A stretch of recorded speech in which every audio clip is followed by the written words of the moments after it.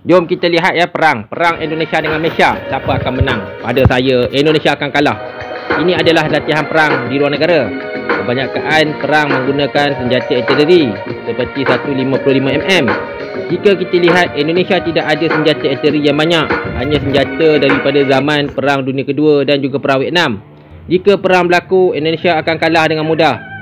Kalau anda nak tahu, ATM telah meletakkan beberapa perisik di pulau-pulau di Kalimantan dan Sumatera. Jika perang berlaku, Malaysia akan menyerang Pulau Jakarta dan juga Surabaya. Pulau-pulau ini tidaklah mempunyai rupa bumi yang sangat susah, kerana pulau-pulau ini adalah terdiri daripada kawasan gunung berapi. Ini adalah serangan udara daripada F-18 dan Sukhoi Malaysia. Semasa latihan perang, kebanyakan kapal Endon gagal di dalam misi pertempuran udara. Itulah sebab saya dah cakap, Indonesia ini sangat mudah dijajah. Bangsanya sangat lemah, bukan saja lemah, bodoh. Ini adalah F-18 Malaysia. F-18 Malaysia ini mempunyai keupayaan untuk menjamming semua senjata Indonesia. Jika dua kapal ini pergi ke Laut Cina Selatan ataupun Selat Melaka, Indonesia akan susah, kerana kapal ini dapat mengesan kapal perang Endon sebelum dihantar ke permukaan milik TDM. Ini adalah perang udara. Tidak ada senjata Indonesia yang standing dengan F-18 Malaysia ataupun F-50, sebab Malaysia telah upgrade dalam jumlah yang banyak dan juga mahal. Ini adalah serangan udara ke wilayah dan kapal perang milik Indonesia. Jika anda nak tahu, di Sumatera, Indonesia sangat lemah. Mereka hanya meletakkan kapal buruk. Selain perang udara Malaysia menang, Malaysia juga akan menguasai perang darat. Jika Indonesia menggerakkan tenteranya dalam jumlah yang ramai, serangan udara akan menghapuskan keseluruhan armada Indonesia. Sebab itulah Malaysia tak takut dengan Indonesia. Indonesia ni suka cakap besar. Nama Malaysia pun Indonesia curi. Bubuh Indonesia, celaka punya Endon. Endon tu bangsa apa? Bangsa beruk lah. Ini adalah kematian pihak Indonesia semasa perang Papua. Semasa pertempuran GAM juga, askar Indonesia kalah. Jadi macam mana Indonesia nak perang? Mereka hanya mencipta retorik-retorik yang mengatakan Indonesia itu sangat kuat. Salah. Sebenarnya askar Indonesia setiap hari mati. Semasa konflik dengan Papua dan GAM, setiap hari askar Endon mati. Askar Indonesia telah menghantar batalion-batalion kereta kebal. Tetapi batalion-batalion kereta kebal ini tidak dapat bergerak dalam tempoh yang lama. Semuanya rosak. Biasalah, made in Indonesia. Satu lagi kelemahan bangsa Endon ialah kereta kebal yang buruk dan juga cepat rosak.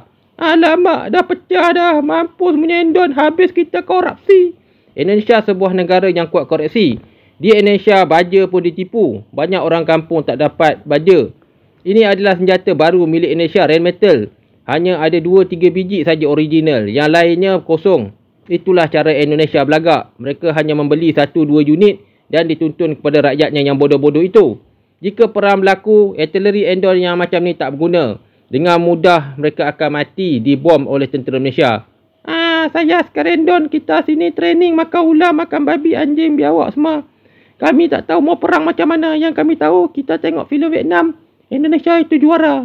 Hep hep hooray. Begitulah Endon Dash. Ini adalah senjata Endon seperti senjata tembakan artileri. Semasa Perang Dunia Kedua, Indonesia telah mengkhianati negara dan juga benua di negara lain. Indonesia satu-satunya negara yang berjuang untuk Jepun. Semasa kehadiran Belanda tahun 1946 untuk membalas dendam, Indonesia sekali lagi gagal dan dijajah Belanda dan akhirnya mendapat giveaway daripada Belanda merdeka. Ini adalah senjata milik Indonesia buatan Pindad. Rata-rata senjata Indonesia mempunyai desain yang sangat buruk seperti lori-lori busuk ataupun lori sampah. Sebinggalan orang Endon perasan mereka boleh menang. Inilah nasib Sukhoi jika menyerang Kuala Lumpur daripada jarak 250 km. Biasanya pesawat tentera Endon juga tidak dapat berperang di udara kerana mereka tahu mereka hanya mempunyai kapal-kapal yang mempunyai basic yang kosong. Berbeza dengan TDM. Kapal TDM mempunyai kelebihan yang ketara. Kebanyakan kapal TDM pakai sistem-sistem yang sangat mahal. Sebab itulah kerajaan Malaysia tak pernah cukup duit kerana membeli senjata untuk tenteranya. Ini adalah Endon. Mereka masih memakai meriam Perang Dunia Kedua. Jika berperang, anda boleh bayangkanlah betapa banyaknya askar Endon akan mati.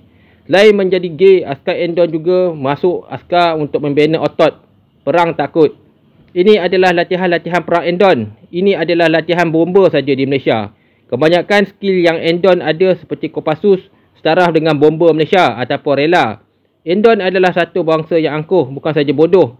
Mereka menggunakan kuda kononnya untuk perang. Jika pasukan tentera Endon ini dengan kuda muncul, tak sampai 2-3 saat mati kena machine gun. Ini adalah perang baru. Semasa konflik Endon dan Malaysia, Malaysia akan menggunakan drone seperti inilah. Drone-drone ini akan mudah mencari sasaran di kota Jakarta. Akan menyebabkan ramai rakyat Endon mati. Walaupun Endon suka cakap besar, tetapi Endon juga akan mati. Bukan saja mati, mereka akan kalah teruk jika perang dengan Malaysia. Sebab itulah rakyat Malaysia tak takut dengan Endon.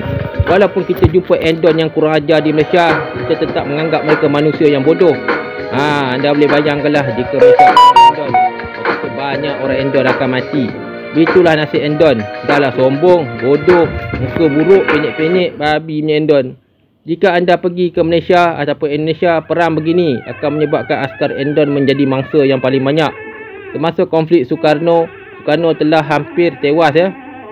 Serangan-serangan udara Malaysia yang kerap akan membuatkan askar Indonesia goyang. Bukan saja goyang, mereka akan menyerah kalah dengan mudah. Akhirnya Malaysia menang. Itulah kehebatan Malaysia. Ayo guys.